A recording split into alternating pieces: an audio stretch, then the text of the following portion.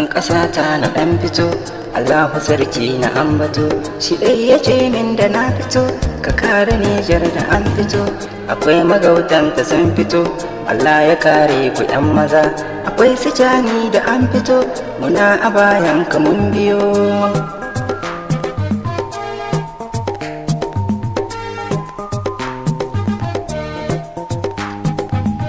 Ka sha kai za ka ambato, sarkin maza in na ambato, akan ƙasa ta kaman gani, shi akai na muna gani, jani ya kore su kun gani, tsoro baya kama ‘yan maza, idan suna son su ‘yan giza, kula da tsoron tawargaza, tana da kure ta bargaza, hakan ya sa ni yi marmaza, da zantukan jani ‘yan maza.